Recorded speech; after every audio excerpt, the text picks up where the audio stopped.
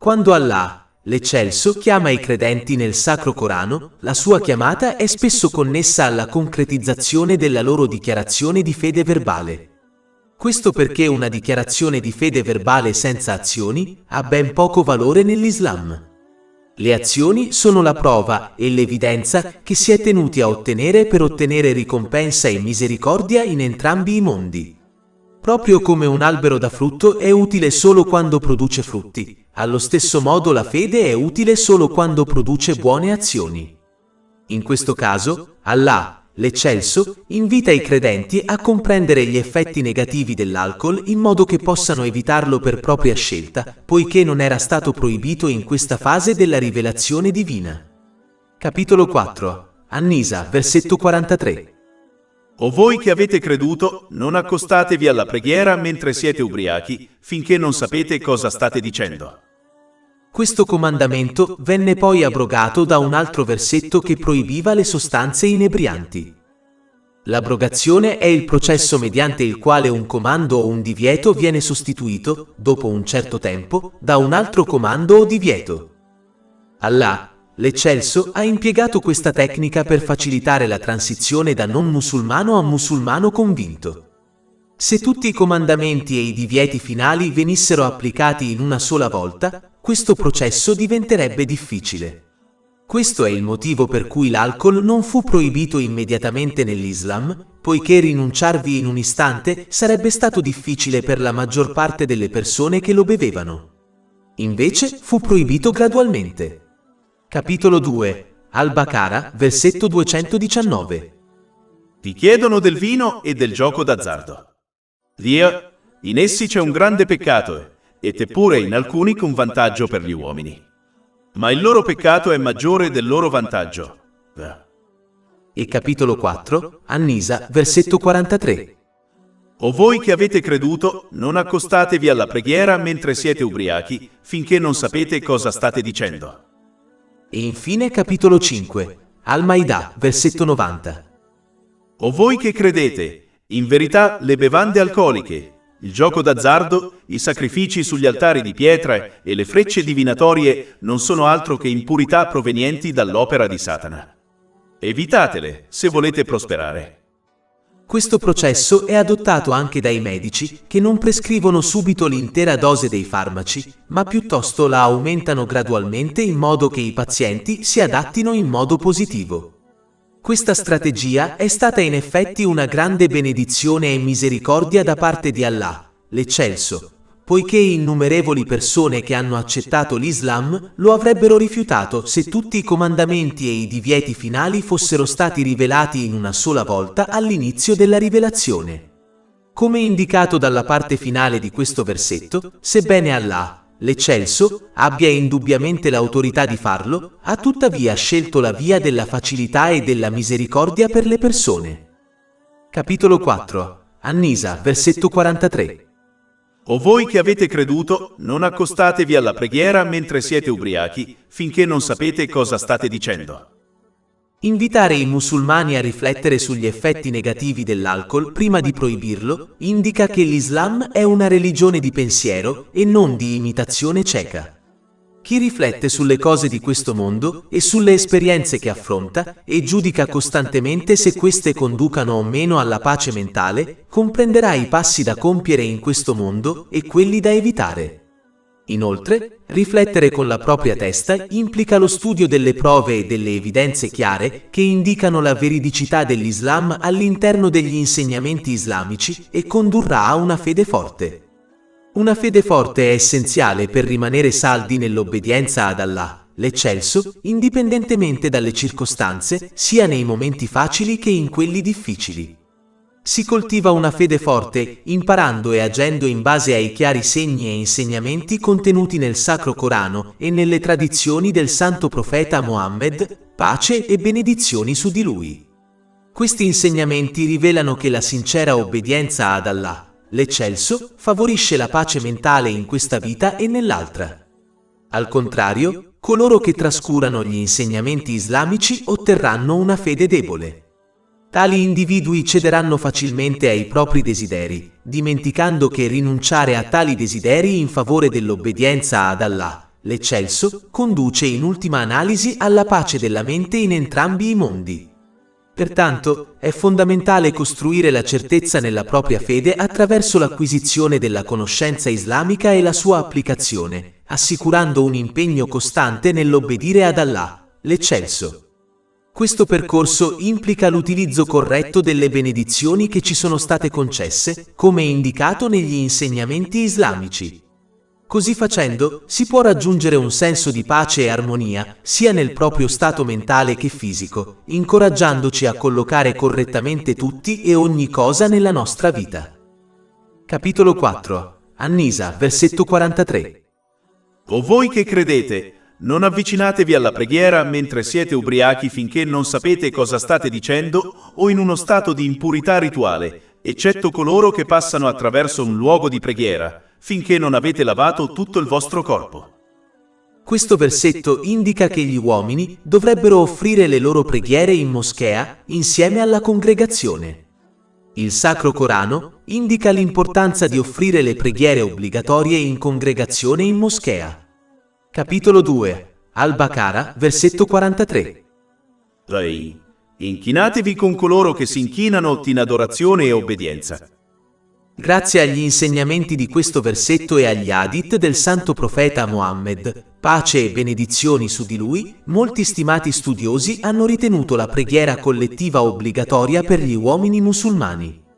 Ad esempio, un hadith riportato nella Sanan Abu Doad, numero 550, avverte che i musulmani che trascurano le loro preghiere obbligatorie in congregazione nella moschea sono considerati ipocriti dai compagni, che Allah sia soddisfatto di loro.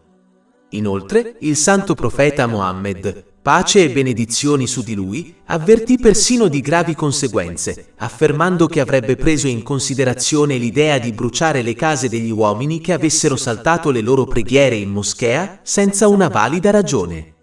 Ciò è corroborato da un hadith trovato nel Sahih Muslim, numero 1482. È quindi essenziale che coloro che sono in grado di adempiere a questo importante obbligo lo facciano e non si illudano pensando che compiere altre buone azioni, come aiutare nelle faccende domestiche, sia un sostituto. Sebbene sostenere la famiglia sia effettivamente favorito, come indicato in un hadith presente nel Sahih Bukhari, numero 676, è fondamentale mantenere la corretta priorità delle tradizioni del santo profeta Muhammad, pace e benedizioni su di lui, e non alterarne l'importanza in base ai desideri personali. Chi lo fa si allontana dai suoi insegnamenti e segue semplicemente le proprie inclinazioni, anche in mezzo a atti di rettitudine. È interessante notare che lo stesso hadith citato in precedenza sottolinea che, al giungere del momento della preghiera obbligatoria, il santo profeta Muhammad, pace e benedizioni su di lui, si recava immediatamente in moschea. Capitolo 4. An-Nisa, versetto 43. E se siete malati, o siete in viaggio, o uno di voi torna dal luogo di espletamento dei propri bisogni, o avete avuto rapporti sessuali con donne. Una delle cose che si noterà studiando il Sacro Corano e le tradizioni del santo profeta Muhammad, pace e benedizioni su di lui, è che gli aspetti espliciti non vengono discussi direttamente, ma piuttosto accennati indirettamente per modestia. Pertanto, essere modesti è una tradizione di Allah, l'eccelso, secondo il suo status infinito, e ognuno dovrebbe adottare la modestia in base al proprio livello creato, proprio come fece il santo profeta Muhammad, pace e benedizioni su di lui. In un hadith riportato nel Jami'at Tirmidhi, numero 2458, il santo profeta Muhammad, pace e benedizioni su di lui, sottolineò che la vera modestia verso Allah, l'eccelso, implica la salvaguardia della testa e del suo contenuto, la protezione dello stomaco e di ciò che contiene e la frequente contemplazione della morte. Concluse affermando che coloro che desiderano perseguire l'aldilà devono rinunciare agli ornamenti del mondo materiale. Questo hadith illustra come la modestia trascenda il semplice abbigliamento, permea tutti gli aspetti della vita. Proteggere la testa include la salvaguardia della lingua, degli occhi, delle orecchie e persino dei pensieri da attività peccaminose e futili. Evitare questioni futili è fondamentale, poiché spesso portano a pentimenti nel giorno del giudizio e possono rappresentare il primo passo verso il peccato. Anche se gli individui pensano di poter nascondere le proprie parole e i propri sguardi agli altri, non possono nasconderli ad Allah, l'Eccelso. Pertanto, proteggere queste parti del corpo simboleggia la vera modestia.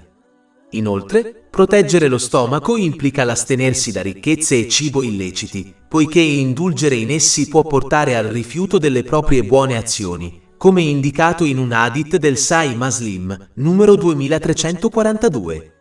Proprio come le proprie intenzioni costituiscono il fondamento interiore dell'Islam, il fondamento esteriore dell'Islam risiede nel guadagnare e usare ciò che è lecito. La modestia davanti ad Allah, l'Eccelso, implica anche un costante ricordo della morte. Questo ricordo è cruciale in quanto ispira un sincero impegno a obbedire ad Allah ed evitare i peccati, dato che non si sa quando arriverà la morte. Serve a ricordare che questa vita non è la dimora finale e che, immancabilmente, si passerà da essa. Tenere presente questo incoraggia a prepararsi per la propria destinazione finale, l'aldilà. Questa preparazione richiede di utilizzare correttamente le benedizioni concesse, come delineato nel Sacro Corano e nelle tradizioni del Santo Profeta Mohammed, pace e benedizioni su di lui. Al contrario, coloro che evitano di riflettere sulla morte trascureranno di prepararsi per il loro inevitabile viaggio verso l'aldilà.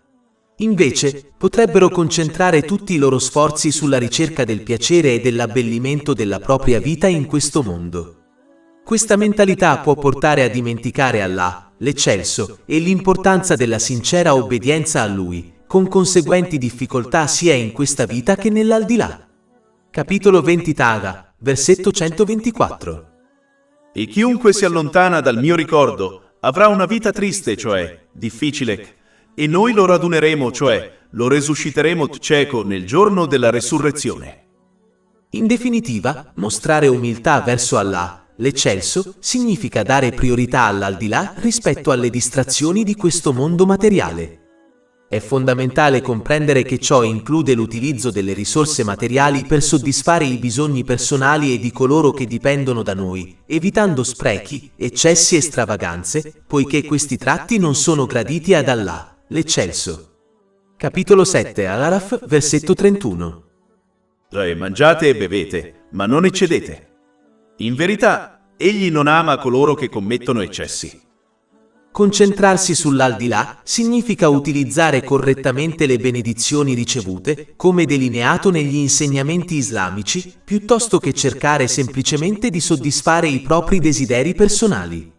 Chi adotta questo approccio sperimenterà vera pace e successo, sia in questa vita che nell'aldilà, raggiungendo uno stato mentale e fisico equilibrato e collocando correttamente ogni cosa e ogni persona nella propria vita. Capitolo 16 An-Nahl, versetto 97. Chiunque compia il bene, uomo o donna, mentre è credente, certamente gli faremo vivere una bella vita e certamente daremo loro la ricompensa nell'aldilà in base alle loro migliori azioni. Come di consueto, Allah, l'Eccelso, concede concessioni a coloro che non sono in grado di adempiere ai propri doveri obbligatori, poiché l'Islam è una religione e uno stile di vita su misura per la natura umana e pertanto ne rispetta i limiti e le debolezze. Capitolo 4 An-Nisa, versetto 43. E se siete malati o siete in viaggio o uno di voi torna dal luogo dei propri bisogni o avete avuto rapporti sessuali con donne, cioè avete avuto rapporti sessuali e non trovate acqua, allora cercate della terra pulita e asciugatevi il viso e le mani con essa. Grazie a queste concessioni, ogni persona ha la capacità di adempiere ai propri doveri obbligatori e persino di superare con successo qualsiasi prova a cui sia sottoposta in questo mondo. Capitolo 2 Al-Baqara, versetto 286. Allah non impone ad un'anima alcun obbligo se non entro i limiti della sua capacità. Pertanto, le persone non hanno scuse se non obbediscono sinceramente ad Allah, l'Eccelso. Bisogna abbandonare l'atteggiamento pigro di affermare di fare del proprio meglio quando è chiaro che non lo stanno facendo. Se lo facessero, porterebbero senza dubbio a termine con successo tutto ciò che ci si aspetta da loro. Pertanto, una persona deve adottare il giusto atteggiamento, poiché sarà ritenuta responsabile in entrambi i mondi e non saranno accettate scuse da parte sua. Poiché non si richiede la perfezione alle persone, sia che agiscano in base a concessioni religiose o che si pentano sinceramente dopo aver mancato al proprio dovere, la porta del perdono è sempre aperta, fino al momento della morte. Capitolo 4. An-Nisa, versetto 43. In verità Allah è indulgente e perdonatore. Il pentimento sincero implica il sentirsi in colpa, il cercare il perdono di Allah, l'eccelso, e di chiunque abbia subito un torto, purché ciò non porti a ulteriori problemi. Bisogna promettere sinceramente di non commettere più lo stesso peccato o uno simile, e di risarcire qualsiasi diritto violato nei confronti di Allah, l'eccelso, e delle persone. Bisogna continuare a obbedire sinceramente ad Allah, l'eccelso, utilizzando correttamente le benedizioni che Egli ha concesso loro, come delineato negli insegnamenti islamici.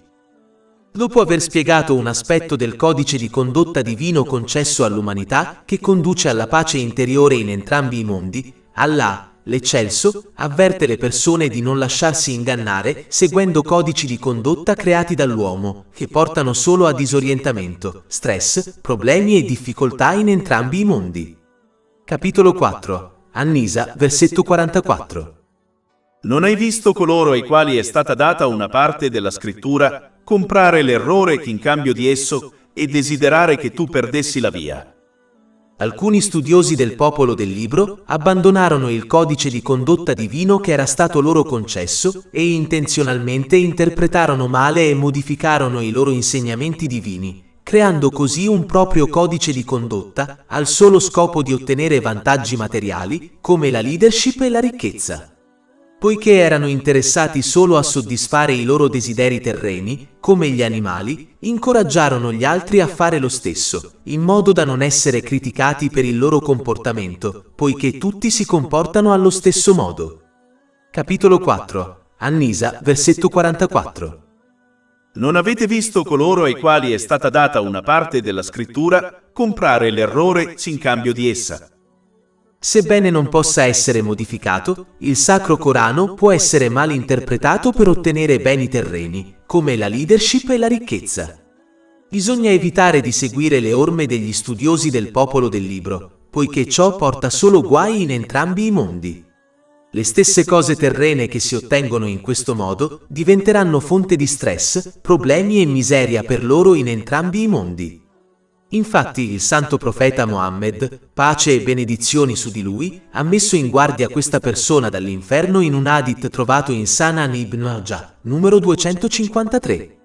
E poiché questa persona fuorvia gli altri interpretando male gli insegnamenti del Sacro Corano, i suoi peccati aumenteranno in base a quante persone seguiranno le sue interpretazioni. Questo è stato avvertito in un hadith trovato in Jami' at-Tirmidhi, numero 2674.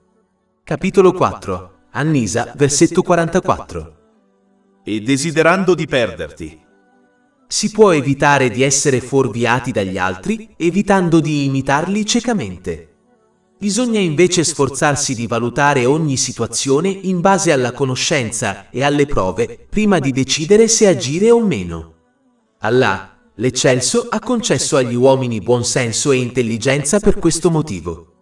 Anche seguire ciecamente gli insegnamenti islamici è stato criticato dall'Islam, poiché Allah, l'eccelso, vuole che le persone valutino gli insegnamenti islamici con mente aperta e li seguano con comprensione e intuizione. Capitolo 12 Yusuf, versetto 108. Di, questa è la mia via, invito Allah con discernimento io e coloro che mi seguono. E capitolo 34 Saba, versetto 46. Di, vi consiglio solo una cosa, che siate fedeli ad Allah, cercate la verità in coppia e individualmente, e poi riflettiate. Non c'è follia nel vostro compagno. Egli è solo un ammonitore per voi, prima di un castigo severo.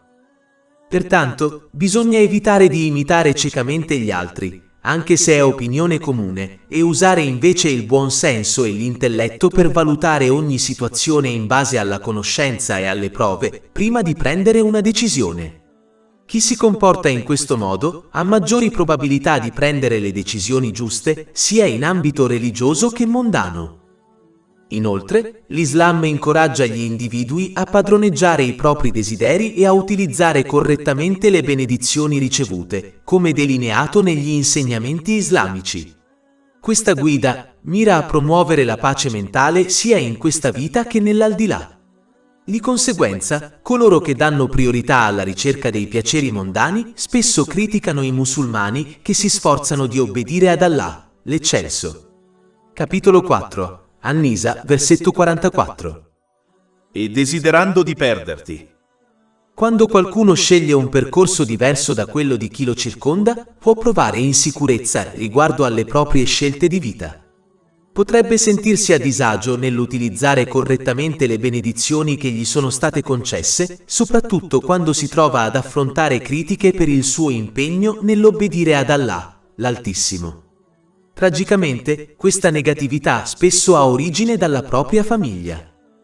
Inoltre, la società, influenzata dai social media, dalla moda e dalle norme culturali prevalenti, tende a guardare dall'alto in basso coloro che si sforzano di vivere in conformità con i principi islamici.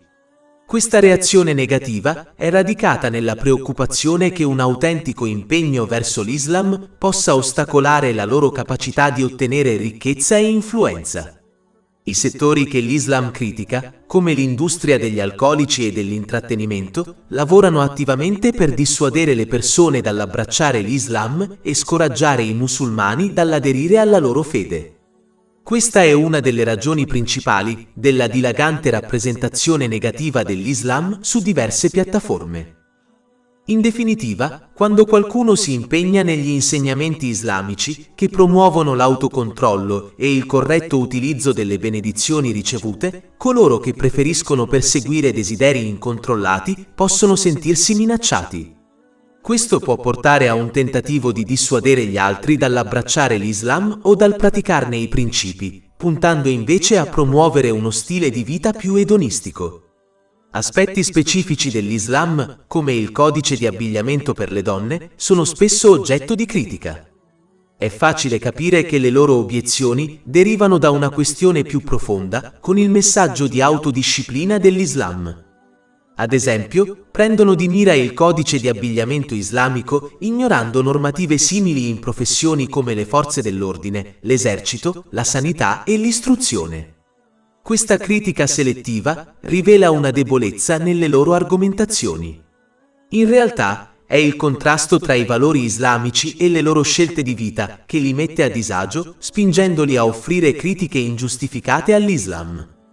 Capitolo 4. An-Nisa, versetto 44. E desiderando di perderti.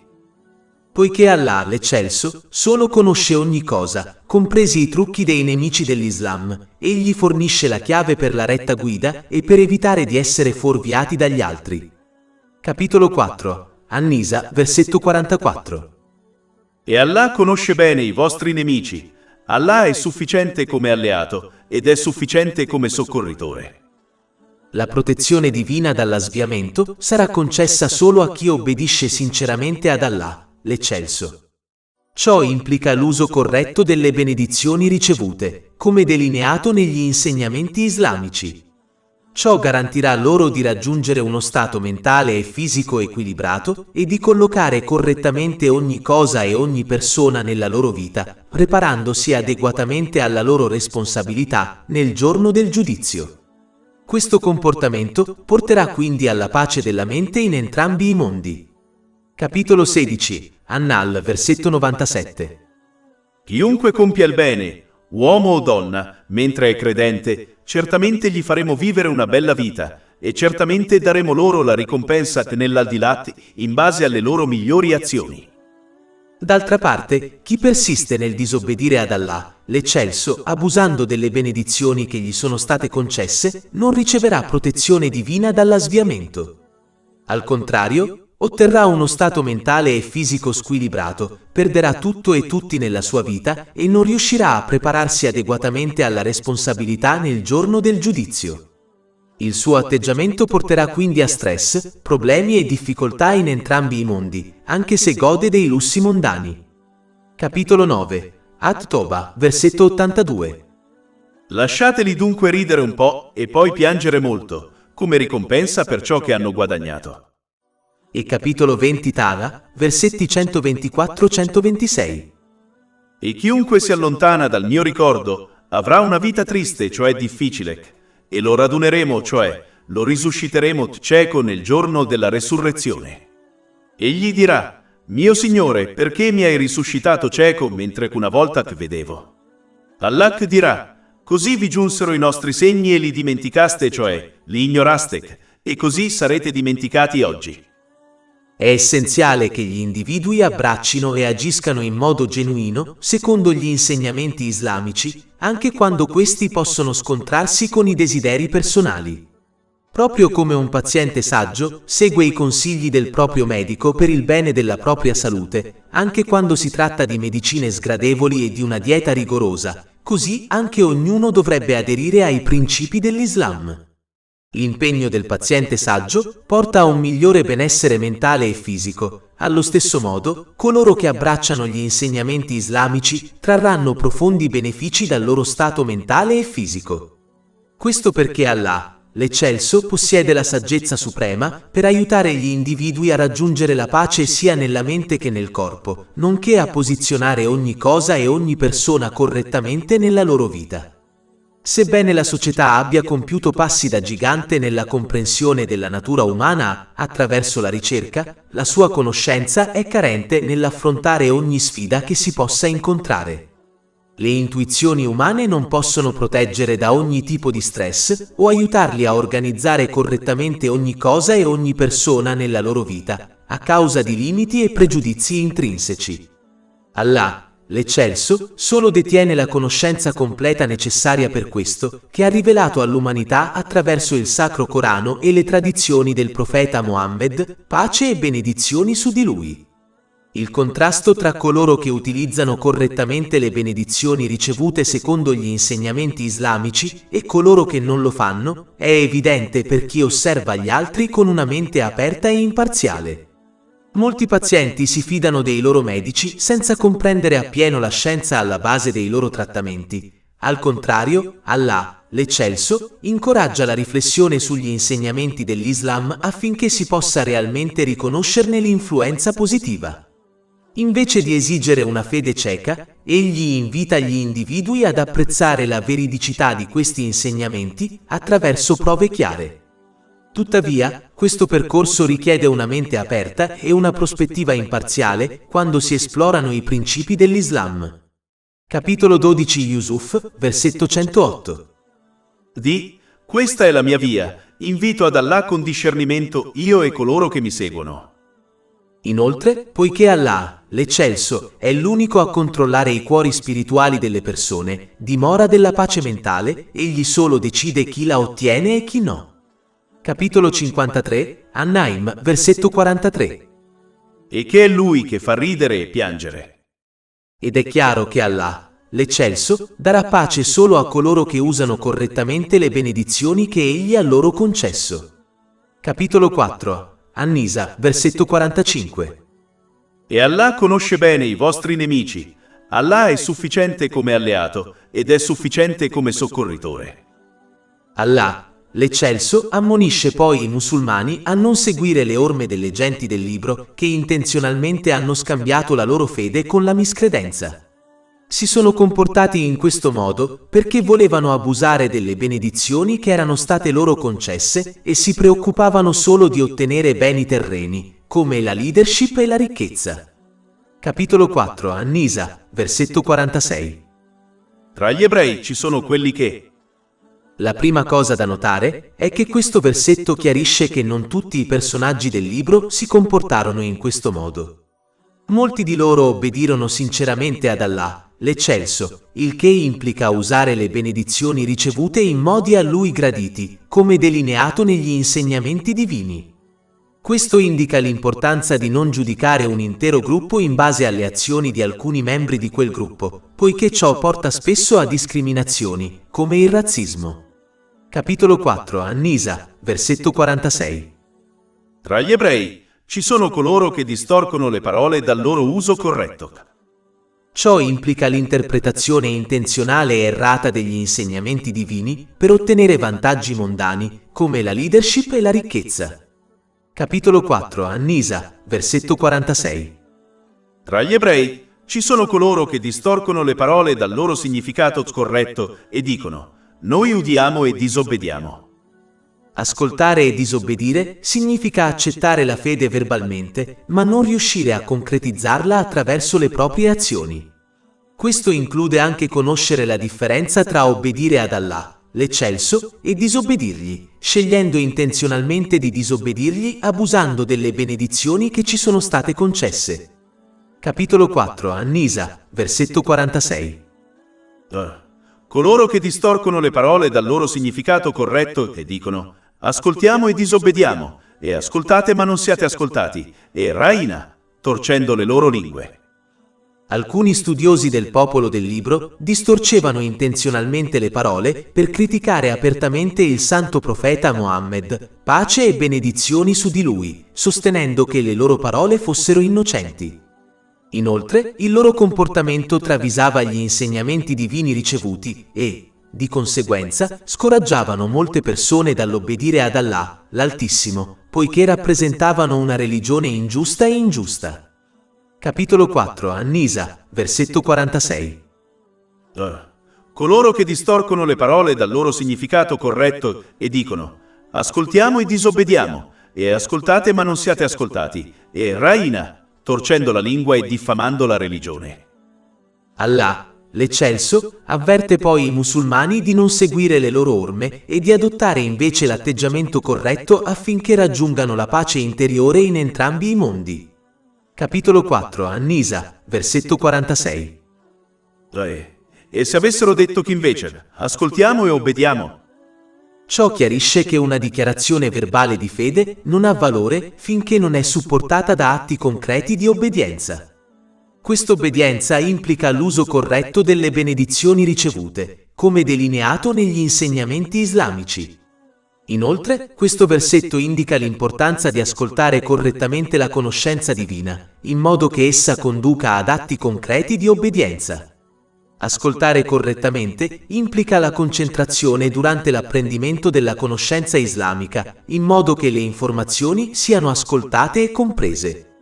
È necessario riflettere sulla conoscenza e apprezzare il suo collegamento con le azioni passate. È necessario riflettere su come attualizzare in futuro la conoscenza discussa e applicarla sinceramente nella propria vita. Capitolo 4, Annisa, versetto 46. E se avessero detto che invece ascoltiamo e obbediamo, e aspettate che noi comprendiamo, sarebbe stato meglio per loro e più opportuno. Chi non segue questi passi non ha ascoltato correttamente gli insegnamenti divini e pertanto non li metterà in pratica nella propria vita.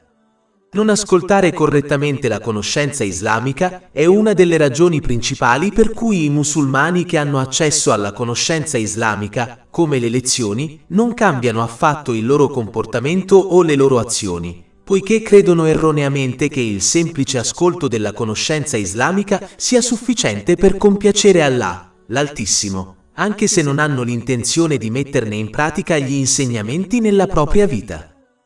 Allah, l'Eccelso, avverte che interpretare intenzionalmente in modo errato gli insegnamenti divini per ottenere guadagni terreni e non tradurre in pratica la propria dichiarazione di fede verbale può portare alla miscredenza. Capitolo 4, Annisa, versetto 46. Ma Allah li ha maledetti per la loro miscredenza. Questo perché chi persiste nel disobbedire ad Allah, l'Eccelso, abusando delle benedizioni che gli sono state concesse, avvelena la propria fede e di conseguenza può morire. Capitolo 4, Annisa, versetto 46. Ma Allah li ha maledetti per la loro miscredenza, e non credono se non per poco. È importante riconoscere che la fede è simile a una pianta che ha bisogno di cure e attenzioni per prosperare. Proprio come una pianta senza nutrimento, come la luce del sole, appassirà e morirà, la fede di una persona può indebolirsi e morire se non è attivamente sostenuta da atti di obbedienza. Questa è la perdita più grande. Capitolo 4, Annisa, versetto 46. Ma Allah li ha maledetti per la loro miscredenza, e non credono, eccetto pochi. I pochi potrebbero anche riferirsi alla manciata di persone tra gli studiosi del popolo del libro che hanno obbedito sinceramente ad Allah, l'Eccelso, prima dell'avvento dell'Islam e dopo averlo accettato, come Abdullah bin Salam, che Allah sia soddisfatto di lui. Allah, l'Eccelso, ammonisce poi la gente del libro a non seguire le orme dei loro sapienti fuorviati. Capitolo 4, An-Nisa, versetto 47. O voi a cui è stata data la scrittura, credete in ciò che abbiamo fatto scendere. Come discusso in precedenza, bisogna evitare di lasciarsi fuorviare dai predicatori, evitando di imitarli ciecamente. Bisogna evitare di comportarsi come bestie e usare invece il buon senso e l'intelletto di cui si è dotati per studiare le prove e le evidenze chiare discusse negli insegnamenti islamici, in modo da poter apprezzare personalmente la veridicità dell'Islam. Indipendentemente dalla fede professata, si dovrebbe studiare i propri insegnamenti religiosi per determinare se siano veri o meno, ed evitare di imitare ciecamente i propri studiosi e predicatori. Capitolo 12 Yusuf, versetto 108. Questa è la mia via, invito ad Allah con discernimento io e coloro che mi seguono. Poiché gli studiosi del popolo del libro erano esperti nelle scritture divine, conoscevano bene l'autore del Sacro Corano, Allah, l'Eccelso, e quindi ne riconoscevano facilmente le origini divine. Inoltre, poiché sia il Sacro Corano che il Santo Profeta Mohammed, pace e benedizioni su di lui, erano trattati nelle loro scritture divine, non vi era motivo per loro di rifiutare l'Islam. Capitolo 6 Al-Nam, versetto 20. Coloro ai quali abbiamo dato la scrittura la riconoscono il Sacro Corano, come riconoscono i loro propri figli. E capitolo 2, Al-Baqara, versetto 146. Coloro ai quali abbiamo dato la scrittura lo conoscono il profeta Mohammed, la pace sia su di lui, come conoscono i propri figli. E capitolo 4, An-Nisa, versetto 47. O voi a cui è stata data la scrittura, credete in ciò che abbiamo fatto scendere, a conferma di ciò che è già presso di voi. Inoltre, il Sacro Corano ha confermato gli insegnamenti non modificati e corretti delle precedenti scritture divine e ha corretto quelli modificati. Poiché il Santo Profeta Mohammed, pace e benedizioni su di lui, non studiò le precedenti scritture divine, cosa che né la gente del libro né i non musulmani della Mecca negarono, egli non poteva conoscere gli insegnamenti modificati o non modificati delle scritture divine, il che costituisce un'ulteriore prova delle origini divine del Sacro Corano. Capitolo 29 di Al-Kabut, versetto 48. E non hai recitato prima alcuna scrittura, né l'hai scritta con la mano destra. Altrimenti i falsificatori avrebbero avuto motivo di dubitare. Allah, l'Eccelso, ha avvertito il popolo del libro che se avessero continuato a rifiutare e ignorare gli insegnamenti islamici, il loro comportamento avrebbe sigillato i loro cuori spirituali e, di conseguenza, non sarebbero stati in grado di riconoscere né di agire secondo la retta guida. Capitolo 4 An-Nisa, versetto 47. O voi a cui è stata data la scrittura, credete in ciò che abbiamo fatto scendere a conferma di ciò che è presso di voi, prima che distruggiamo i volti e li voltiamo verso le loro spalle. Secondo un hadith riportato nella Sanan Ibn Majah, numero 4244, ogni volta che un individuo commette un peccato, un segno oscuro si imprime nel suo cuore spirituale. Con l'accumularsi dei peccati, questa oscurità avvolge il suo cuore spirituale, ostacolando la sua capacità di riconoscere e aderire alla vera guida in questa vita. Capitolo 83 Al-Mutafifin, versetto 14. No! Piuttosto, la macchia ha coperto i loro cuori di ciò che stavano guadagnando. Un gruppo di figli di Israele violò la santità del sabato, un giorno in cui, tra le altre cose, non era loro permesso cacciare per procurarsi il cibo. Iniziarono a usare mezzi ingannevoli per evitare di onorare il sabato, posizionando reti, corde e pozze d'acqua artificiali allo scopo di pescare prima del sabato. Quando il pesce arrivò in abbondanza il sabato, come al solito, rimasero intrappolati nelle corde e nelle reti per il resto del sabato. Durante la notte raccoglievano il pesce dopo la fine del sabato. A causa dei loro malvagi intrighi, Allah, l'Eccelso, li punì trasformandoli in scimmie. Allah, l'Eccelso, mette in guardia dal seguire le loro orme, poiché ciò porta solo ad adottare un comportamento simile a quello degli animali, con cui si cerca solo di soddisfare i propri desideri mondani abusando delle benedizioni che sono state concesse. Di conseguenza, queste persone animalesche non otterranno mai la pace della mente né in questo mondo né nell'altro, perché non saranno in grado di riconoscere l'importanza di obbedire ad Allah, l'Eccelso, e come ciò conduca alla pace della mente in entrambi i mondi. Capitolo 7, Al-Araf, versetto 163. E chiedete loro della città che era sul mare, quando trasgredirono il sabato, quando il pesce veniva loro offerto apertamente nel giorno del loro sabato, e quando non avevano sabato non venivano. Così li mettemmo alla prova, perché erano stati disobbedienti. E capitolo 4, An-Nisa, versetto 47. Oppure malediteli come abbiamo maledetto coloro che violano il sabato. È fondamentale comprendere che, poiché Allah, l'Eccelso, controlla ogni cosa, compresi i cuori spirituali delle persone, dimora della pace mentale, solo Lui decide chi la ottiene e chi no. Capitolo 53, An-Naim, versetto 43. E che è Lui che fa ridere e piangere.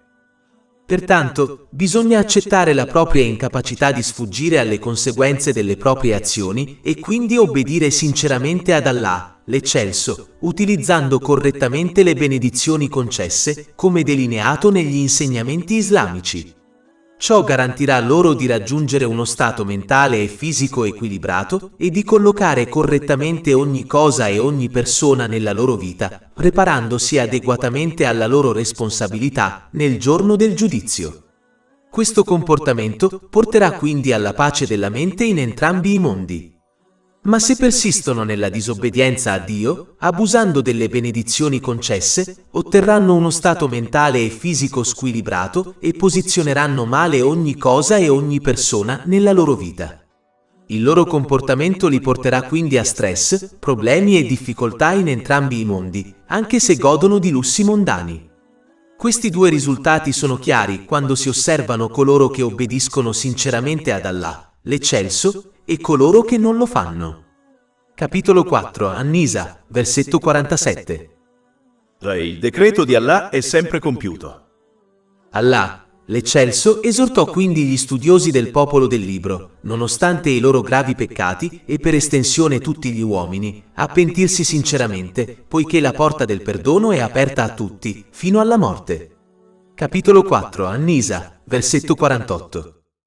In verità Allah non perdona la compagnia di qualcuno che gli è simile, ma perdona ciò che è inferiore a ciò che egli vuole. Gli studiosi islamici sono universalmente concordi nel ritenere che il peccato che non sarà perdonato da Allah, l'Altissimo, nel giorno del giudizio sia la miscredenza.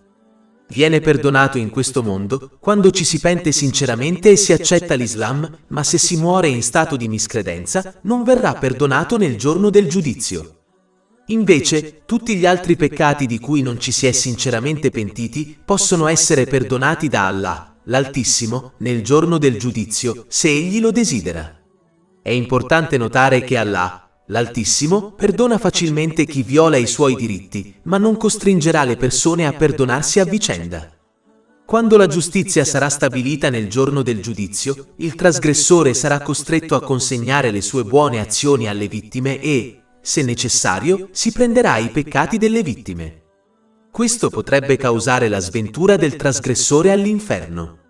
Ciò è stato avvertito in un hadith trovato nel Sahih Muslim, numero 6579.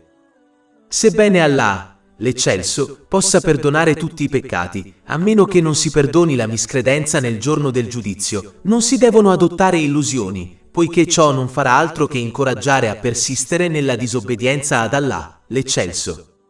Le illusioni implicano il persistere nella disobbedienza ad Allah, l'Eccelso, aspettandosi la sua misericordia e il suo perdono in entrambi i mondi. Questo atteggiamento non ha valore nell'Islam.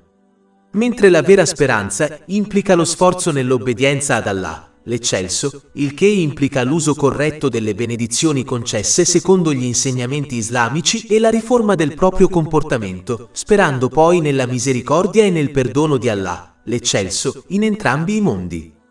Questa differenza è stata discussa in un hadith trovato in Jami' at-Tirmidhi, numero 2459. Pertanto, bisogna comprendere la differenza e assicurarsi di adottare una vera speranza nella misericordia e nel perdono di Allah, l'eccelso, ed evitare illusioni, poiché non saranno di aiuto né in questo mondo né nell'altro. Infine, chi adotta un pio desiderio potrebbe benissimo scoprire di lasciare questo mondo senza la propria fede, poiché ha persistito nella disobbedienza ad Allah, l'eccelso, abusando delle benedizioni che egli gli aveva concesso. La fede è come una pianta delicata che ha bisogno di cure e attenzioni per prosperare. Proprio come una pianta necessita di nutrimento, come la luce del sole e l'acqua per prosperare, la fede esige nutrimento attraverso atti di obbedienza. Quando si trascura questa cura, la fede può appassire e morire, portando a una profonda perdita. E se ciò accade, questa persona non sarà perdonata da Allah, l'eccelso, nel giorno del giudizio. Capitolo 4, An-Nisa, versetto 48. In verità Allah non perdona la compagnia di qualcuno che gli è simile, ma perdona ciò che è inferiore a ciò che egli vuole. Questo versetto potrebbe anche riferirsi al politeismo minore. Il politeismo minore implica il compiere una buona azione per qualsiasi motivo diverso dal compiacere Allah, l'eccelso. Questo è stato avvertito in un hadith trovato in Sunan Ibn Majah, numero 3989. L'insincerità di questa persona non sarà trascurata né perdonata e pertanto non otterrà alcuna ricompensa in questo mondo o nell'altro. Questo è stato avvertito in un hadith trovato in Jami' at-Tirmidhi, numero 3154. Bisogna quindi evitare i comportamenti che portano alla perdita della ricompensa e alla punizione nell'aldilà, come i desideri irrealizzabili e il politeismo minore, pentendosi sinceramente di tali comportamenti. Il pentimento sincero consiste nel provare sincero rimorso, nel chiedere perdono ad Allah, l'eccelso, e a chiunque si sia offeso, purché ciò non porti a ulteriori problemi. È essenziale impegnarsi sinceramente a evitare gli stessi errori in futuro e a rettificare qualsiasi diritto che sia stato violato nei confronti di Allah, l'eccelso, e degli altri. Inoltre, bisogna sforzarsi di obbedire ad Allah, l'eccelso, fedelmente, utilizzando le benedizioni che egli ha elargito loro in conformità con i principi islamici. Capitolo 4, An-Nisa, versetto 48. In verità Allah non perdona la compagnia di qualcuno che gli è simile, ma perdona ciò che è inferiore a ciò che egli vuole. Allah, l'eccelso, non perdonerà la miscredenza nel giorno del giudizio, poiché vanificherebbe lo scopo della vita in questo mondo. Capitolo 67 Al-Malk, versetto 2. Colui che ha creato la morte e la vita per mettervi alla prova, per vedere chi di voi è migliore nelle opere. Se a tutti gli studenti che sostengono un esame venisse concesso un voto sufficiente, anche se alcuni di loro non superano l'esame, sostenere l'esame sarebbe inutile. Il punto centrale di un esame è distinguere tra chi merita di essere promosso e chi merita di essere bocciato. Se Allah, l'Altissimo, permettesse ai miscredenti di entrare in paradiso con i credenti, ciò equivarrebbe a rendere i due gruppi uguali, il che contraddice chiaramente la giustizia e l'equità. Capitolo 45. Al-Yatiyah, versetto 21. O forse coloro che commettono il male credono che li renderemo uguali nella vita e nella morte come coloro che hanno creduto e compiuto il bene. È male ciò che giudicano. Sebbene Allah, l'eccelso, sia misericordioso, la sua misericordia non contraddice la sua giustizia e la sua equità, poiché ciò porterebbe a comportamenti negativi, da cui egli è esente. Un giudice mondano verrebbe duramente criticato e rimosso dal suo incarico se perdonasse ogni criminale senza punirlo. Come ci si può aspettare un simile comportamento da Allah, l'eccelso, il migliore dei giudici? In questo mondo non si può raggiungere il successo terreno senza lotta e impegno, come diventare medico. Poiché ottenere l'accesso al paradiso è un successo molto più grande di qualsiasi successo terreno, richiede quindi una certa dose di lotta. La lotta minima per ottenere l'accesso al paradiso è la fede, anche se si sono commessi peccati con la propria fede. Inoltre, la miscredenza è un chiaro atto di sfida al proprio creatore e sostenitore e un chiaro rifiuto del suo scopo di creazione. Capitolo 51 Ad-Dariyah, versetto 56. E non ho creato i gin e gli uomini, se non perché mi adorassero, obbedissero. Chi rifiuta il suo creatore, Allah, l'Altissimo, merita di essere rifiutato da Lui nel giorno del giudizio. Chi non riesce a realizzare lo scopo della sua creazione, merita di essere scartato nel giorno del giudizio, proprio come un'invenzione che non riesce a realizzare il suo scopo di creazione viene etichettata come fallita e scartata. Un non musulmano è soggetto alla punizione eterna all'inferno perché la sua esistenza transitoria sulla terra è stata rovinata dalla sua mancanza di fede in Allah, l'Altissimo, che si oppone alla sua eterna unicità. Di conseguenza, le ripercussioni di questa miscredenza sono perpetue anche nell'aldilà. Inoltre, non si dovrebbe essere ingannati pensando che, poiché il perdono di Allah, l'Eccelso, è illimitato, egli debba perdonare anche il politeismo. Ma la verità è che il perdono totale di tutti i peccati si applicherà solo a chi crede nell'unicità di Allah, l'Eccelso.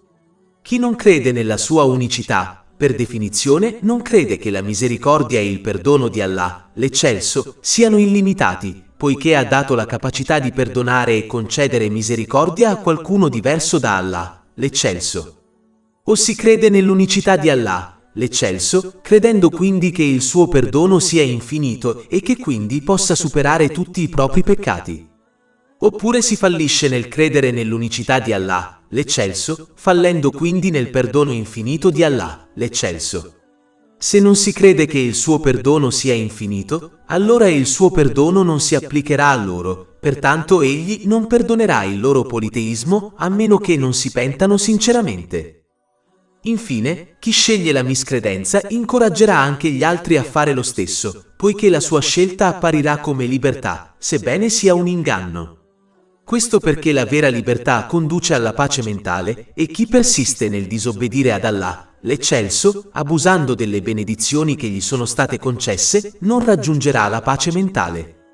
Al contrario, otterrà uno stato mentale e fisico squilibrato e metterà tutto e tutti fuori posto nella sua vita. Ciò porterà stress, problemi e difficoltà in entrambi i mondi, anche se potrà godere di alcuni lussi mondani. Ma poiché questo comportamento può essere mostrato al mondo come libertà, molte persone lo seguiranno. Di conseguenza, una persona che sceglie la miscredenza in Allah, l'Eccelso, influenzerà molti altri a scegliere a loro volta la miscredenza. Questa persona merita quindi il suo destino nell'aldilà. Capitolo 4 An-Nisa, versetto 48. E chi associa altri ad Allah ha certamente commesso un peccato tremendo. In definitiva, poiché l'intera creazione appartiene ed è sotto il completo controllo e la giurisdizione di Allah, l'Eccelso, una persona non ha altra scelta che conformarsi alle sue regole. Proprio come una persona andrà incontro a problemi se non rispetta le regole stabilite dal governo responsabile di un determinato paese, così andrà incontro a problemi in entrambi i mondi se non rispetta le regole del padrone dell'universo. Una persona può essere in grado di lasciare un paese se non è soddisfatta delle sue regole, ma non sarà in grado di fuggire in un luogo dove le regole e la giurisdizione di Allah, l'Eccelso, non si applicano. Una persona può essere in grado di cambiare le regole della propria società, ma non sarà mai in grado di cambiare le regole di Allah, l'Eccelso. Inoltre, proprio come una persona che possiede una casa decide le regole della casa, anche se altre persone si oppongono a queste regole, allo stesso modo l'universo appartiene ad Allah, l'Eccelso, e quindi solo Lui decide le regole di questo universo, che alle persone piacciono o no. Pertanto, ognuno deve rispettare queste regole per il proprio bene. Chi comprende questo fatto rispetterà le regole di Allah, l'Eccelso, e si impegnerà a obbedirgli, utilizzando le benedizioni che gli sono state concesse in modi a lui graditi, come delineato nel Sacro Corano e nelle tradizioni del Santo Profeta Mohammed, pace e benedizioni su di lui.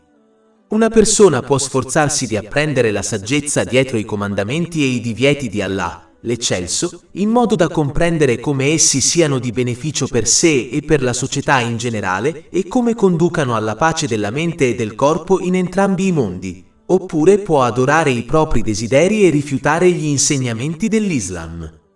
Ma chi non rispetta le regole islamiche dovrebbe prepararsi ad affrontare le conseguenze della propria scelta in entrambi i mondi, e nessuna obiezione, protesta o lamentela lo salverà. Capitolo 18 Al-Kahf, versetto 29. E di, la verità proviene dal tuo Signore. Chi vuole creda e chi vuole neghi. In verità abbiamo preparato per gli ingiusti un fuoco le cui mura li avvolgeranno.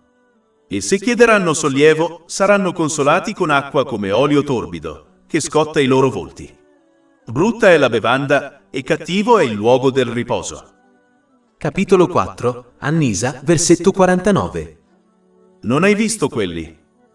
L'inizio di questo versetto indica l'importanza di evitare un atteggiamento egocentrico in cui si pensa solo alla propria vita e soprattutto ai propri problemi.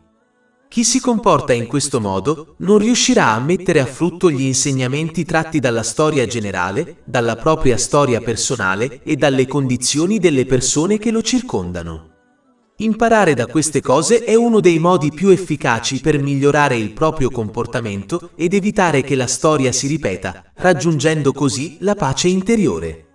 Ad esempio, chi osserva i ricchi e i famosi abusare delle benedizioni che hanno ricevuto e come, di conseguenza, siano afflitti da stress, disturbi mentali, dipendenza da sostanze e tendenze suicide, pur vivendo momenti di divertimento e godendo dei lussi di questo mondo, insegnerà all'osservatore a non seguire le loro orme abusando delle benedizioni che hanno ricevuto e si convincerà che la pace interiore non risiede nel possedere molti beni terreni. Oppure, quando si osserva una persona malata, si dovrebbe incoraggiarla a mostrare gratitudine per la propria buona salute e a usarla correttamente prima di perderla. Pertanto, l'Islam incoraggia regolarmente i musulmani a diventare persone osservanti invece di persone assorbite dai propri affari e che non prestano attenzione a nient'altro. Capitolo 47 Maometto, versetto 10. Non hanno forse viaggiato attraverso il paese e visto quale fu la fine di coloro che li precedettero? Come avvertito in precedenza, chi adotta un pio desiderio persisterà nella disobbedienza ad Allah, l'eccelso. Il pio desiderio fu adottato dalla gente del libro, poiché presumeva di essere gli amati di Allah, l'eccelso, e il suo popolo speciale. Capitolo 5 Al-Maidah, versetto 18. Ma gli ebrei e i cristiani dicono: siamo figli di Allah e del suo amato. Dio, perché allora vi punisce per i vostri peccati? Piuttosto, siete esseri umani tra coloro che Egli ha creato. Egli perdona chi vuole e punisce chi vuole. Affermano che il perdono e la misericordia sono garantiti a prescindere dalle loro azioni. Capitolo 4 An-Nisa, versetto 49. Non hai visto quelli che si dicono puri? Purtroppo, molti musulmani hanno adottato lo stesso pio desiderio. Queste persone ignoranti credono che, appartenendo alla nazione del santo profeta Mohammed, pace e benedizioni su di lui, saranno perdonati a prescindere dalle loro azioni. Una persona ignorante che non impara e non agisce in base alla conoscenza islamica presumerà che la tradizione di Allah, l'Altissimo, verrà cambiata per loro, proprio come presumevano le genti del libro. In altre parole, sebbene egli abbia punito e punirà le nazioni precedenti che gli hanno persistentemente disobbedito, la persona ignorante crede che questa tradizione verrà cambiata per loro. Ma non riesce a comprendere che la tradizione di Allah, l'Altissimo, non cambia per nessuno o per nessuna nazione. Capitolo 35 Fatir, versetto 43. Aspettano forse altro che la via, cioè il destino dei popoli precedenti. Ma non troverai mai alcun cambiamento nella via, cioè il metodo stabilito di Allah, e non troverai mai alcun cambiamento nella via di Allah. Come discusso in precedenza, quando si adottano illusioni, si corre il serio rischio di perdere la fede. Le persone del libro che adottarono illusioni presumevano di essere ancora credenti, pur non credendo, e quindi affermavano con audacia che sarebbero entrati in paradiso, anche se prima fossero stati sottoposti a una piccola punizione. Capitolo 2 Al-Baqarah, versetto 80. E dicono: il fuoco non ci toccherà se non per pochi giorni. Avete stretto un patto con Allah. Allah non romperà mai il suo patto. O dite di Allah ciò che non sapete. Purtroppo, alcuni musulmani hanno adottato lo stesso atteggiamento, dando per scontato di avere la certezza di lasciare questo mondo con la loro fede e, di conseguenza, considerandosi puri e salvati. Capitolo 4, An-Nisa, versetto 49. Non hai visto quelli che si dicono puri? Ma Allah, l'Eccelso, chiarisce che la purezza risiede nel sostenere con le azioni la propria dichiarazione di fede verbale. Ciò implica obbedire sinceramente ad Allah, l'Eccelso, utilizzando correttamente le benedizioni che Egli ha concesso loro, come delineato negli insegnamenti islamici. Questo comportamento garantirà che le proprie intenzioni, parole e azioni siano pure e, a sua volta, condurrà alla pace mentale in entrambi i mondi, attraverso il raggiungimento di uno stato mentale e fisico equilibrato e il corretto posizionamento di ogni cosa e di ogni persona nella propria vita, preparandosi adeguatamente alla propria responsabilità nel giorno del giudizio. Capitolo 4, An-Nisa, versetto 49. Invece Allah purifica chi vuole. Che si scelga o meno la via della purezza, si dovranno affrontare le conseguenze della propria scelta in entrambi i mondi. Capitolo 4, An-Nisa, versetto 49. Non viene loro fatta ingiustizia, nemmeno un filo dentro un seme di dattero. Come accennato in precedenza, chi si abbandona a illusioni, presumendo di avere una relazione speciale con Allah, l'Altissimo, e di avere quindi la salvezza garantita, anche se persiste nella sua disobbedienza, attribuisce ingiustizia e iniquità ad Allah, l'Altissimo. Sostiene che Allah, l'Altissimo, tratterà chi compie il male tra loro allo stesso modo di chi fa il bene. Capitolo 45, Ayatiyah, versetto 21. O forse coloro che commettono il male credono che li renderemo uguali nella vita e nella morte come coloro che hanno creduto e compiuto il bene. È male ciò che giudicano. Questa credenza errata e profondamente irrispettosa nei confronti di Allah, l'Altissimo, è sufficiente a distruggere una persona. Capitolo 4, An-Nisa, versetto 50. Guarda come inventano falsità contro Allah, e questo è già un peccato manifesto. Bisogna quindi evitare di adottare una credenza errata riguardo ad Allah, l'Eccelso, imparando i suoi attributi e nomi divini che sono stati discussi nel Sacro Corano e nelle tradizioni del Santo Profeta Muhammad, pace e benedizioni su di lui. Questo garantirà che si creda in Allah, l'Eccelso, nel modo corretto. Questo garantirà che gli si obbedisca sinceramente, usando correttamente le benedizioni che Egli ha concesso loro, come delineato negli insegnamenti islamici.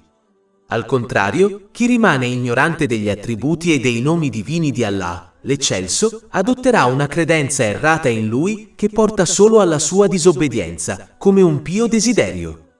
Ad esempio, chi comprende correttamente che Allah, l'Eccelso, è perdonatore, si sforzerà di obbedirgli sinceramente e spererà che Egli perdonerà i suoi peccati. Ma chi crede erroneamente nel perdono di Allah, l'Eccelso, persisterà nella sua disobbedienza, presumendo che Egli li perdonerà. Allah, l'Eccelso, critica poi coloro che adottano innovazioni religiose e consuetudinarie, ignorando gli insegnamenti divini che Egli ha concesso loro. Capitolo 4, An-Nisa, versetto 51. Non avete visto coloro ai quali è stata data una porzione della scrittura che credono nella superstizione e nei falsi oggetti di culto?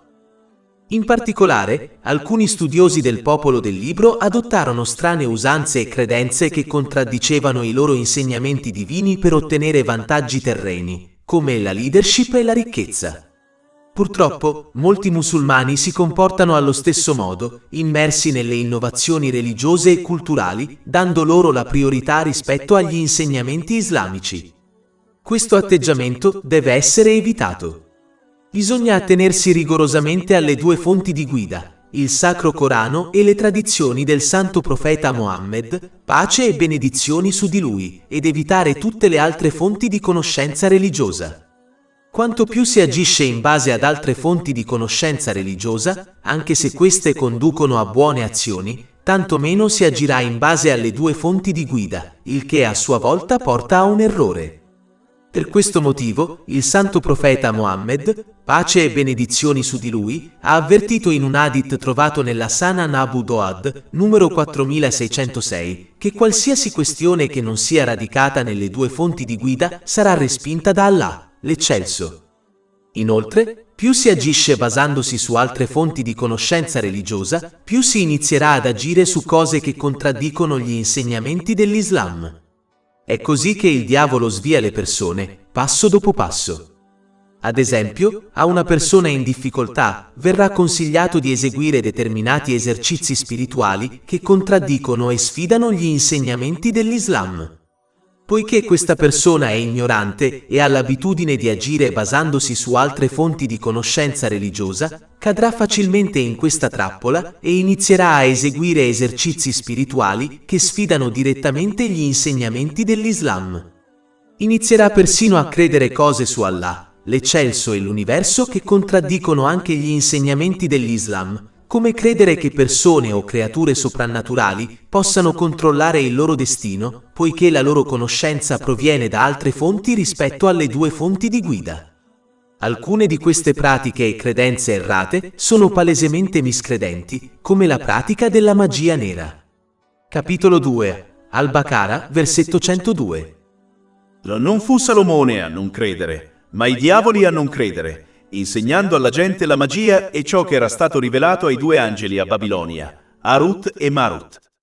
Ma essi che due angeli non insegnano a nessuno, a meno che non dicano: siamo una tentazione, quindi non essere incredulo praticando la magia. Quindi un musulmano può perdere la propria fede senza nemmeno rendersene conto, poiché ha l'abitudine di agire basandosi su altre fonti di conoscenza religiosa. Ecco perché agire su innovazioni religiose che non sono radicate nelle due fonti di guida equivale a seguire le orme del diavolo. Capitolo 2. Al-Baqara, versetto 208. O voi che credete, entrate nell'Islam completamente che perfettamente, e non seguite le orme di Satana. In verità, egli è per voi un nemico dichiarato. In generale, chi persiste nelle innovazioni religiose arriverà a un punto in cui presumerà di essere giustamente guidato e, di conseguenza, criticherà apertamente i musulmani che aderiscono rigorosamente agli insegnamenti delle due fonti di guida, il Sacro Corano e le tradizioni del santo profeta Mohammed, pace e benedizioni su di lui. Capitolo 4. An-Nisa, versetto 51. E di dei miscredenti. Sono meglio guidati dei credenti sulla via. Nel terzo anno dopo l'emigrazione del santo profeta Mohammed, pace e benedizioni su di lui, a Medina, un erudito ebreo e nemico aggressivo dell'Islam, Ka'b bin Ashraf, visitò la Mecca per incitare ulteriormente i suoi seguaci contro l'Islam. Un leader non musulmano della Mecca gli chiese chi fosse più giustamente guidato e favorito da Allah, l'Eccelso, gli idolatri della Mecca o il santo profeta Mohammed, pace e benedizioni su di lui e l'Islam. Ka'b rispose che gli idolatri della Mecca erano più giustamente guidati. Questa fu una risposta insensata, poiché, essendo uno studioso ebreo, sapeva bene che l'idolatria era ben lontana dalla retta guida. In questa occasione, Allah, l'Eccelso, rivelò il capitolo 4 di An-Nisa, versetto 51. Non hai visto coloro ai quali è stata data una parte della scrittura, che credono nella superstizione e nei falsi oggetti di culto e dicono dei miscredenti. Questi sono meglio guidati dei credenti sulla via. Questo argomento è stato trattato nella vita del profeta dell'Imam Ibn Kathir, volume 3, pagina 7. Questo evento mette in guardia dal compromettere la propria fede per il bene del mondo. I beni terreni che si ottengono attraverso questo comportamento, come la ricchezza, diventeranno fonte di stress, problemi e miseria, anche se questo non è ovvio per loro. Di conseguenza, non otterranno mai la pace interiore, anche se vivono momenti di svago e si procurano lussi terreni. Capitolo 9. At-Toba, versetto 82. Lasciateli dunque ridere un po' e poi piangere molto, come ricompensa per ciò che hanno guadagnato. E capitolo 20 Tala, versetti 124-126. E chiunque si allontana dal mio ricordo avrà una vita triste, cioè difficile, e lo raduneremo, cioè lo risusciteremo cieco nel giorno della resurrezione. Egli dirà: mio Signore, perché mi hai risuscitato cieco mentre una volta che vedevo? Allah dirà: così vi giunsero i nostri segni e li dimenticaste, cioè li ignoraste, e così sarete dimenticati oggi. Inoltre, chi abusa intenzionalmente della conoscenza islamica è stato avvertito dell'inferno in un hadith presente nella Sunan Ibn Majah, numero 253. Inoltre, i seguenti versetti collegano questo atteggiamento alla miscredenza. Capitolo 3 Ale Imran, versetto 19. E coloro a cui fu data la scrittura non discordarono se non dopo che giunse loro la conoscenza, per gelosia reciproca. E chiunque non creda nei versetti di Allah. Questo perché quando si interpretano intenzionalmente male gli insegnamenti divini, si abusa delle benedizioni che sono state concesse. Questo comportamento avvelenerà la fede e potrebbe persino ucciderla senza che se ne renda conto. È importante capire che la fede è come una pianta che deve essere protetta dai peccati per sopravvivere. Proprio come una pianta che non è protetta da cose nocive muore, così può morire la fede di una persona se non evita di persistere nei peccati. Pertanto, è fondamentale che i musulmani evitino di interpretare intenzionalmente male gli insegnamenti divini per soddisfare i propri desideri mondani, poiché potrebbero lasciare questo mondo senza la loro fede. Questa è la perdita più grande, poiché questa persona sperimenterà stress, difficoltà e problemi in questo mondo e nell'altro. Capitolo 4, An-Nisa, versetto 52. Questi sono coloro che Allah ha maledetto, e per colui che Allah maledice, non troverai mai chi lo aiuti. Allah, l'Eccelso, critica poi coloro che intenzionalmente interpretano male la conoscenza divina per il bene del mondo, chiedendosi se siano immuni da punizione, in quanto hanno un certo controllo sull'universo e quindi possono comportarsi come desiderano. Capitolo 4, An-Nisa, versetto 53. Oppure hanno una quota di dominio. Allah, l'Eccelso, mette poi in luce la loro natura avida. Allah, l'Eccelso, sa che se fosse loro concesso il controllo dei suoi tesori, non concederebbero nulla alla gente per paura di perderli. Capitolo 4, An-Nisa, versetto 53. Allora se così fosse, non darebbero alla gente nemmeno la pagliuzza di un seme di dattero. In generale, l'avidità può portare una persona a trascurare la propria responsabilità di donare la carità obbligatoria, causando in ultima analisi la distruzione in questa vita e nell'altra. Un significativo hadith del Sahih Bukhari, numero 1403, illustra questa conseguenza avvertendo che coloro che trascurano di donare la loro carità obbligatoria incontreranno un grosso serpente velenoso nel giorno del giudizio, che li morderà ripetutamente come punizione per la loro negligenza. Capitolo 3 Ale Imran, versetto 180. E coloro che avidamente trattengono ciò che Allah ha concesso loro della sua grazia, non pensino che sia meglio per loro. Anzi, è peggio per loro. Il loro collo sarà cinto da ciò che avranno trattenuto nel giorno della resurrezione. Se l'avidità impedisce a una persona di fare la carità, ciò potrebbe non essere illecito, ma non è certamente qualcosa di cui andare fieri. Contraddice le caratteristiche di un vero credente. In sostanza, un individuo avaro si separa da Allah, l'Eccelso, dal paradiso e dagli altri, avvicinandosi all'inferno. Questo monito è ripreso in un hadith presente nel Jami' at-Tirmidhi, numero 1961. L'avidità può spingere una persona a utilizzare le benedizioni che le sono state concesse come tempo e ricchezza esclusivamente per un tornaconto personale. Spesso si trascura che la vera pace e il successo, sia in questa vita che nell'aldilà, derivano dall'utilizzare ciò che le è stato donato in un modo che piaccia ad Allah, l'Eccelso, che è il vero proprietario e donatore di ogni benedizione. Una persona avida tende a preoccuparsi dei propri diritti, trascurando facilmente i diritti di Allah, dell'Altissimo e degli altri. Questo atteggiamento può portare a stress e problemi in questa vita e nell'aldilà, poiché non riconoscerà mai pienamente i diritti di Allah e dei suoi simili, credendo che anche i propri diritti vengano ignorati dagli altri.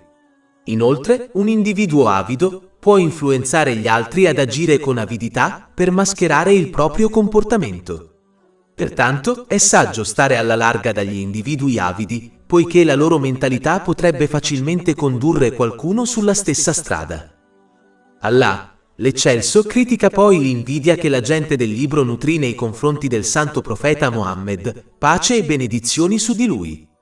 Capitolo 4, An-Nisa, versetto 54. Oppure invidiano la gente per ciò che Allah ha dato loro della sua grazia.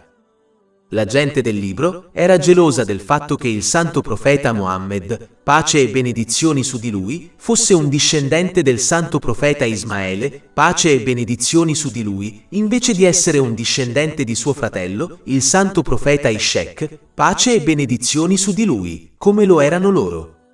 Poiché la loro intera religione era stata plasmata attorno all'importanza della discendenza, che secondo loro conferiva loro superiorità sul resto dell'umanità, non potevano accettare e seguire un santo profeta, pace e benedizioni su di lui, che proveniva da una discendenza diversa. Ciò avrebbe solo distrutto il complesso di superiorità che avevano creato. Per quanto riguarda i non musulmani della Mecca, essendo padroni della lingua araba, sapevano che il Sacro Corano non era parola di un essere creato.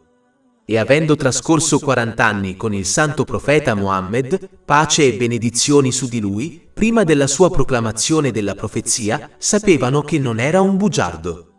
Capitolo 10 Yunus, versetto 16. Perché ero rimasto tra voi tutta la vita prima. Allora non ragionate. I nobili non musulmani della Mecca non riuscivano a vivere accettando e seguendo il santo profeta Mohammed, pace e benedizioni su di lui, che era un povero orfano, nonostante appartenesse alla tribù più nobile. Desiderando leadership, potere e ricchezza, divennero gelosi quando il santo profeta Mohammed, pace e benedizioni su di lui, annunciò la sua profezia e gli fu conferita la leadership e la superiorità su tutto il creato. Capitolo 4, An-Nisa, versetto 54. Oppure invidiano la gente per ciò che Allah ha dato loro della sua grazia. L'invidia è un peccato grave che deve essere evitato a tutti i costi. È un peccato grave perché chi invidia sfida direttamente la scelta di Allah, l'Altissimo. Si comporta come se Allah, l'Altissimo, avesse commesso un errore concedendo una particolare benedizione a qualcun altro al posto suo. Chi permette alla propria invidia di lottare verbalmente e fisicamente contro la persona che invidia, non farà altro che distruggere le proprie buone azioni. Questo è stato avvertito in un hadith trovato in Sunan Ibn Majah, numero 4210. L'invidia legittima si ha quando si desidera ottenere una benedizione simile a quella di qualcun altro, senza che quest'ultimo perda ciò che gli è stato concesso. Sebbene questo tipo di invidia sia lecito, è tuttavia lodevole solo in questioni religiose e biasimevole in questioni mondane. Ad esempio, il santo profeta Mohammed, pace e benedizioni su di lui, ha consigliato 2 casi di invidia legittima e lodevole in un hadith trovato in Sahih Muslim, numero 1896. Si può invidiare la persona che usa correttamente la propria conoscenza e la insegna agli altri. L'altra persona che si può invidiare è quella che ottiene ricchezze legittime e le spende in modi graditi ad Allah, l'Eccelso. Bisogna evitare l'invidia, comprendendo che si tratta di un peccato grave che sfida la scelta di Allah, l'Eccelso, di distribuire i beni. Bisogna comprendere che Allah, l'Eccelso, concede a ciascuno ciò che è meglio per lui. Capitolo 2, Al-Baqara, versetto 216. Ma forse odiate una cosa ed è un bene per voi, e forse amate una cosa ed è un male per voi. E Allah sa, mentre voi non sapete. Pertanto, invece di invidiare gli altri, devono concentrarsi sull'uso delle benedizioni ricevute in modi graditi ad Allah, l'Eccelso, come delineato nel Sacro Corano e nelle tradizioni del santo profeta Mohammed, pace e benedizioni su di lui. Questo porterà a ulteriori benedizioni, pace mentale e successo in entrambi i mondi. Capitolo 14, Ibrahim, versetto 7. Se sei grato, sicuramente ti aumenterò in favore. E capitolo 16, An-Nahl, versetto 97.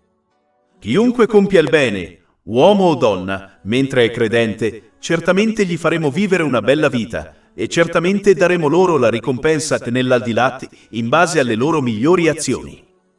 Mentre invidiare gli altri porterà solo a dimenticare di obbedire ad Allah, l'Eccelso, il che a sua volta porta a problemi in entrambi i mondi. Capitolo 20 Taga, versetti 124-126. E chiunque si allontana dal mio ricordo avrà una vita triste, cioè difficile, e lo raduneremo, cioè lo risusciteremo cieco nel giorno della resurrezione. Egli dirà: mio Signore, perché mi hai risuscitato cieco mentre che una volta che vedevo? Allah dirà: così vi giunsero i nostri segni e li dimenticaste, cioè li ignoraste, e così sarete dimenticati oggi. Il musulmano invidiato deve rimanere paziente contro le azioni verbali e fisiche del suo invidioso e difendersi solo entro i limiti dell'Islam. La pazienza implica l'evitare di lamentarsi con le proprie parole e azioni e mantenere la propria sincera obbedienza ad Allah, l'Eccelso, il che implica utilizzare le benedizioni ricevute in modi a Lui graditi, come delineato nel Sacro Corano e nelle tradizioni del Santo Profeta Mohammed, pace e benedizioni su di lui. È così che si cerca rifugio in Allah, l'Eccelso, dal proprio invidioso. Capitolo 113, Al-Falaq, versetti 1 e 5. Cerco rifugio nel Signore dell'alba e dal male dell'invidioso quando invidia. Allah, l'Eccelso, li proteggerà quindi dagli effetti negativi del loro invidia, anche se questo non è ovvio per loro, poiché Allah, l'Eccelso, agisce secondo la sua infinita conoscenza e saggezza e non secondo il pensiero molto limitato delle persone. Allah, l'Eccelso, criticò poi la gente del libro per aver nutrito invidia nei confronti del santo profeta Mohammed, pace e benedizioni su di lui, in quanto ingiustificata. Allah, l'Eccelso, aveva già concesso al loro antenato, il santo profeta Ibrahim, pace e benedizioni su di lui, grandi benedizioni di cui erano eredi. Capitolo 4, An-Nisa, versetto 54. O forse invidiano la gente per ciò che Allah ha concesso loro della sua grazia. Eppure già avevamo dato alla famiglia di Abramo la scrittura e la saggezza, e avevamo conferito loro un regno immenso. Allah, l'Eccelso, ha concesso al popolo del libro la superiorità su tutte le altre nazioni attraverso gli insegnamenti e la guida divini, che ha concesso ai loro giusti antenati, tra cui innumerevoli santi profeti, la pace sia su di loro. Il Sacro Corano e le tradizioni del santo profeta Mohammed, la pace e le benedizioni su di lui, sono state le ultime e più grandi benedizioni concesse all'umanità attraverso la discendenza del loro antenato, il santo profeta Ibrahim, la pace sia su di lui. Di conseguenza, non avrebbero dovuto invidiare il santo profeta Mohammed, la pace e le benedizioni su di lui, ma piuttosto osservare l'Islam come fonte di onore per loro e per il resto dell'umanità. Capitolo 4, An-Nisa, versetto 54. Avevamo già dato alla famiglia di Abramo la scrittura e la sapienza, e avevamo conferito loro un grande regno. Allah, l'Eccelso, ha ricordato agli arabi e alla gente del libro a Medina che, nonostante il loro orgoglio di essere discendenti del santo profeta Ibrahim, pace e benedizioni su di lui, le vere benedizioni e la misericordia di Allah, l'Eccelso, sarebbero giunte a loro solo attraverso la sua autentica obbedienza. Questa obbedienza significava accettare e seguire sinceramente gli insegnamenti dell'Islam, riconoscendo la verità del santo profeta Mohammed, pace e benedizioni su di lui, e del Sacro Corano. Inoltre, questo versetto serve come un toccante promemoria per gli arabi non musulmani e per la gente del libro che, scegliendo di rifiutare l'innegabile verità dell'Islam, hanno rinunciato al diritto all'eredità del loro antenato, il santo profeta Ibrahim, pace e benedizioni su di lui. Invece, questa eredità sarebbe stata affidata a coloro che incarnavano veramente i suoi insegnamenti, vale a dire il santo profeta Mohammed, pace e benedizioni su di lui, insieme ai suoi compagni, che Allah sia soddisfatto di loro. Se gli arabi non musulmani e la gente del libro persistessero nella loro disobbedienza, perderebbero le benedizioni derivanti dall'eredità del santo profeta Ibrahim, pace su di lui, sia in questa vita che nell'aldilà. Capitolo 4, An-Nisa, versetto 54. Avevamo già dato alla famiglia di Abramo la scrittura e la sapienza, e avevamo conferito loro un grande regno. In generale, il libro potrebbe riferirsi alla legge, ovvero al codice di condotta che le persone devono seguire per usare correttamente le benedizioni che hanno ricevuto. Questo garantirà loro di raggiungere la pace interiore e di rispettare i diritti di Allah, l'Altissimo, e del popolo. Questa legge garantirà quindi la diffusione della pace e della giustizia nella società. La saggezza è necessaria perché insegna alle persone come applicare correttamente la propria conoscenza, come la legge, affinché sia di beneficio per sé e per gli altri in entrambi i mondi. Sia la legge che la saggezza sono necessarie per creare una società giusta e pacifica. La legge senza saggezza può essere facilmente fraintesa, poiché le persone possono trovare scappatoie al suo interno per fare del male agli altri. La saggezza senza legge indurrà le persone ad adottare un codice di condotta che sia in linea con la loro definizione di ciò che è corretto e retto. Come discusso in precedenza, tutti i codici di condotta creati dall'uomo non porteranno mai alla pace interiore a causa della mancanza di conoscenza, esperienza, lungimiranza e a causa di pregiudizi, intenzionali o meno. Pertanto, la saggezza senza la legge impedirà anche di raggiungere la pace della mente e impedirà la diffusione della pace e della giustizia all'interno della società, poiché le persone non riusciranno a rispettare i diritti degli altri. Allah, l'Eccelso, avverte poi le persone, passate e presenti, che ci sono solo due vie in questo mondo. La via dell'accettazione e dell'agire in base agli insegnamenti divini, che garantirà loro di usare correttamente le benedizioni che hanno concesso. Questo garantirà loro di raggiungere uno stato mentale e fisico equilibrato e di collocare correttamente ogni cosa e ogni persona nella loro vita, preparandosi adeguatamente alla loro responsabilità nel giorno del giudizio. Questo comportamento porterà quindi alla pace della mente in entrambi i mondi. Capitolo 16, An-Nahl, versetto 97. Chiunque compia il bene, uomo o donna, mentre è credente, certamente gli faremo vivere una bella vita e certamente daremo loro la ricompensa nell'aldilà in base alle loro migliori azioni. Il secondo sentiero consiste nel rifiutare e ignorare gli insegnamenti divini e, di conseguenza, nell'abusare delle benedizioni che ci sono state concesse.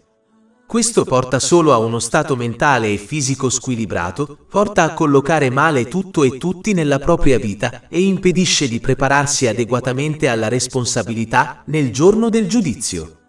Questo sentiero porta quindi a stress, problemi e difficoltà in entrambi i mondi, anche se si gode di lussi mondani.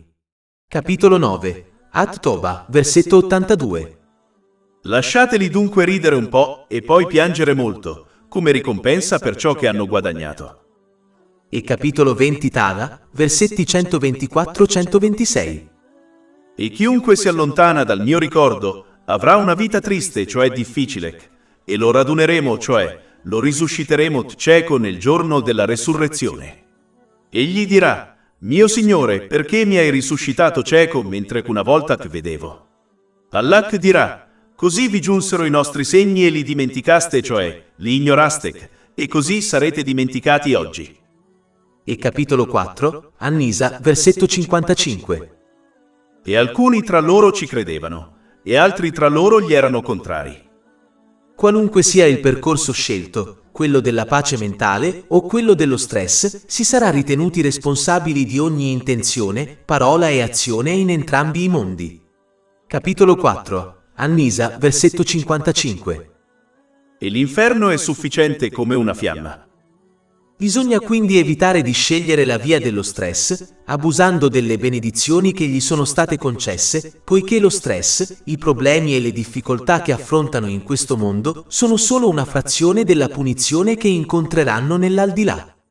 Inoltre, come discusso in precedenza, il musulmano che persiste nel disobbedire ad Allah, l'Eccelso, abusando delle benedizioni che gli sono state concesse, corre anche il serio rischio di perdere la fede prima di lasciare questo mondo. È essenziale riconoscere che la fede assomiglia a una pianta che richiede cure attraverso atti di obbedienza per prosperare e durare.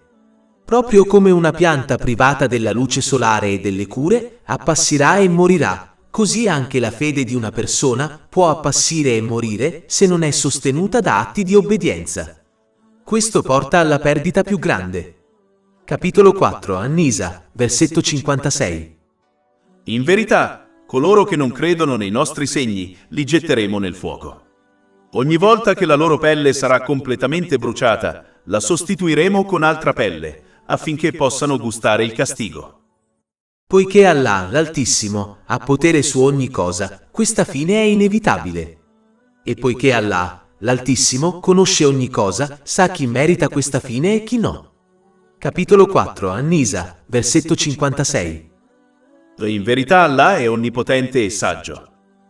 Mentre coloro che concretizzano la loro dichiarazione verbale di fede in Allah, l'Eccelso, utilizzando correttamente le benedizioni loro concesse, come delineato negli insegnamenti islamici, otterranno la pace della mente in questo mondo e questa sarà moltiplicata per loro a livelli inimmaginabili nell'aldilà.